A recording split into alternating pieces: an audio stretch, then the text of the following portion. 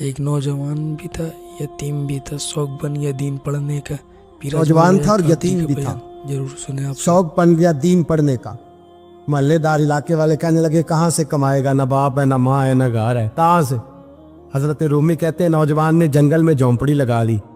وہاں وہ صبح مدرسے جاتا، شام کو جنگل میں رہتا، وہاں اللہ اللہ کرتا، سبق یاد کرتا۔ ایک دن بادشاہ کی بیٹی رستہ بھول گئی، جنگل میں آئی سہیلیوں کے ساتھ، باڈی گارڈ بھی ساتھ تھے پر رستہ بھول گئی۔ کھوتی کھوتی شام ہو گئی، ایسی کھوئی کہ جب رات گہری ہو گئی تو آ کے اس نوجوان کے پاس رکی اور چلانے لگی۔ شیر کے داڑنے کی آواز آتی ہے، بھیڑیے کے بولنے کی آواز آتی ہے۔ نوجوان اکیلا، سہیلیاں بچھڑ گئیں، گارڈ بچھڑ گئے۔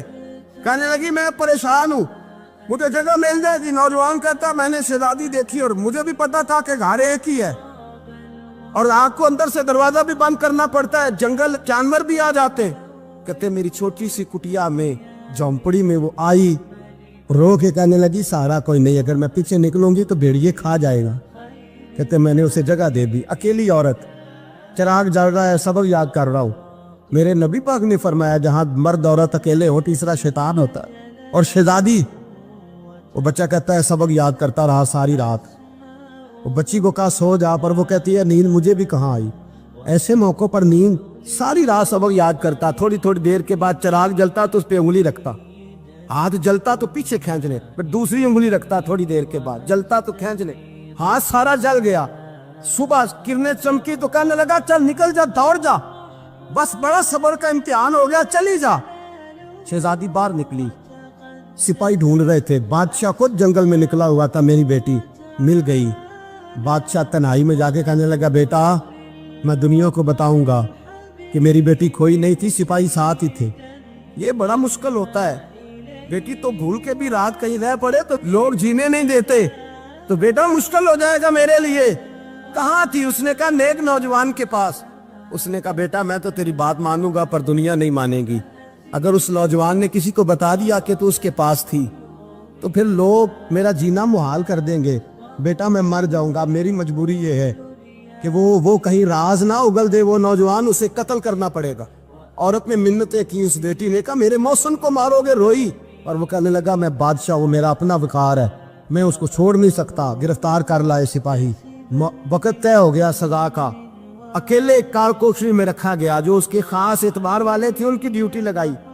بادشاہ نے بلایا طالب علم، آیا، عورت کہنے لگی، بیٹی کہنے لگی ایک دفعہ تو بلاؤ نا، ایک سوال بس پردے میں رہ کے پوچھنا ہے، اور پھر جو آپ کا جی چاہے، میرے محسن کو مارنا تو ہے تو مرضی آپ کی۔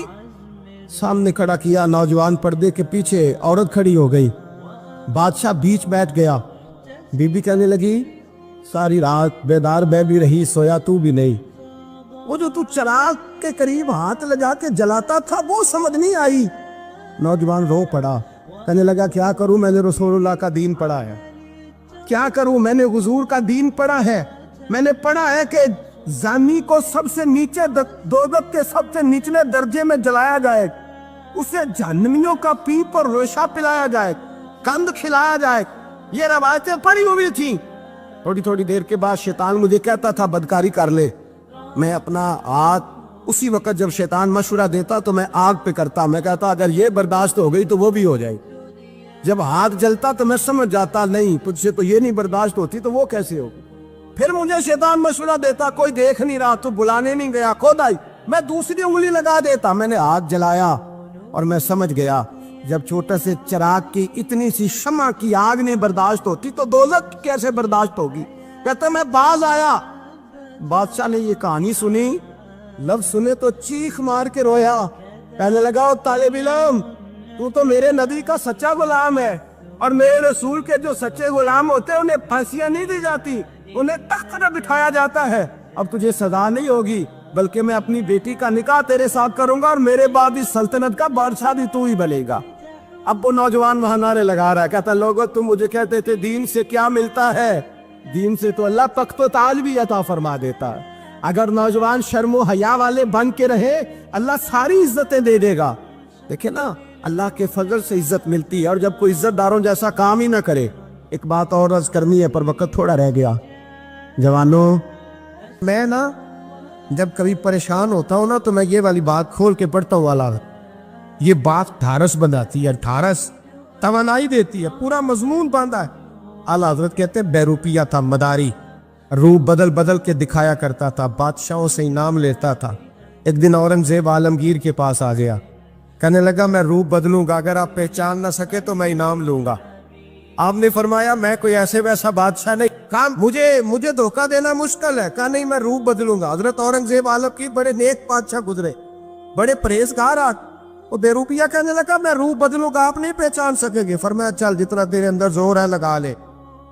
हजरत ने ऐलान किया कि मैंने फौजी भर्ती कर दे, 2 माह के बाद टेस्ट होगा। वो 2 महीने दौड़ता रहा, रंग रूप बनाता रहा, आया टेस्ट देने, 2-3 सिपाहियों का इम्तिहान लिया, उसकी बारी आई तो 10 रुपए दिए, कहने लगे तेरे आने जाने का किराया मैंने तुझे पहचान लिया है। कुछ दिनों के बाद जाने लगे सफर पर तो भिखारी आ गए खैरात मांगने, उसने भी सारे मुंह पर स्याही मार ली, कपड़े फाड़ लिए, सर के बाल मुड़ा लिए, पगे तक कटा ली, बदरंग होके आया, कासा आगे किया तो हजरत ने 10 रुपए डाले, कहने लगे तेरे आने जाने का किराया मैंने पहचान लिया है। कुछ दिन गुजरे तो टीचर की जरूरत थी, उसने मुंह से बड़ी कर ली, दाढ़ी नकली लगा ली, सर पे जिना कैप पहन ली, एक शेरवानी ले ली और हाथ में छड़ी पकड़ के आया, कहने लगा मैं उस्ताद हूँ। 2-4 बंदों का इम्तिहान लिया, उसकी बारी आई तो 5 रुपए दिए, 10 रुपए दिए, का तेरा किराया मैंने पहचान लिया।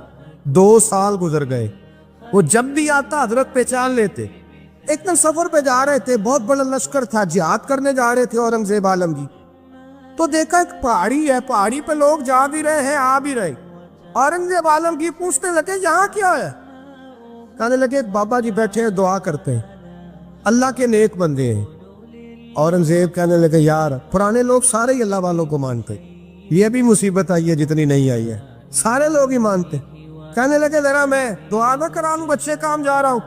औरंगजेब बादशाह थे, बादशाह लोग नाजुक मिजाज होते हैं, घोड़े से उतरे, बड़ी मुश्किल से पहाड़ी पे चढ़े, ऊपर गए तो लाइन लगी है, बाबा जी खार में बैठे, कहने लगे मैंने मिलना, मैं औरंगजेब हूँ। उन्होंने कहा हमारा बाबा उस तरह का पीर नहीं कि अमीर आए तो रंग और हो, गरीब आए तो और हो, यहाँ अगर मिलना है तो लाइन में लग जाओ, सब एक जैसे। अब लाइन में खड़े हो गए, 50 आदमी आगे थे, कहते हैं 51वां नंबर था। थक गया धूप में खड़ा खड़ा, जब मैं पहुंचा गार के दाने तो मैंने बाबा जी के चेहरे पे नजर डाली तो बड़ा नूरानी चेहरा, बड़ी खूबसूरत लबो लहजा। मैंने कहा मेरे जैसा आदमी भी पगड़ी बांध ले तो अच्छा लगने लग जाता है, बड़ा खूबसूरत अंदाज। कहते हैं मैं उनके पास अत्ताहियात की हालत में बैठ गया, मैंने कहा हुजूर मैं जा रहा हूँ जिहाद करने, दुआ करना। बुजुर्गों ने हाथ उठाए, अल्लाह इसकी मदद फरमा, दीन को गलबा अता फरमा, इसे दीन का सच्चा पक्का सिपाही बना। फिर थपकी दी, 2-4 नसीहतें निकाल डाली, देखना जुल्म न करना, ज्यादती न करना, जब तुम जीत खर न करना, गुरूर न करना, नसीहतें भी कर दी। कहते अब जब मैं उठा तो 2-4 दिनार बतौरे नजराना मुसल्ले के नीचे रखे और उल्टे कदम जब मैं गार से उतरा, उन्होंने रुमाल झाड़ा उठ के खड़े हो गए, कहने लगे आज नहीं तूने पहचाना, आज नहीं तूने पहचाना, मेरा इनाम बनता है, आज नहीं पहचाना, ला पैसे। औरंगजेब कहने लगा यार तूने हद कर दी, कहाँ चढ़ा कहाँ खड़ा रहा, धूप में थक गया, कमाल कर दी भाई तूने, बता तू क्या लेगा, अब तू देख जल्दी बता, वो कितने लोग पीछे धूप में खड़े हैं, लश्कर सारा खड़ा है, क्या लेगा। उसने कहा सबसे कीमती हीरे वो है जो तेरे सर के ताज में लगे हुए, मुझे तेरा ताज चाहिए।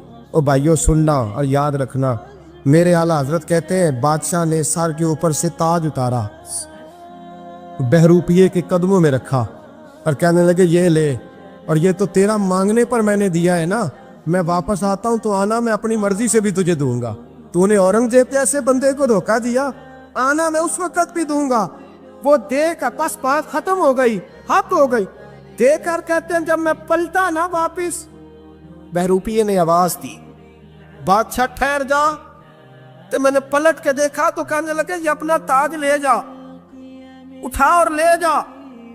मैंने कहा 2 साल बीत गए तुझे मेहनत करते, आज काबू आया तो ले जाओ। कहने लगा ले जा, मसला समझ में आ गया।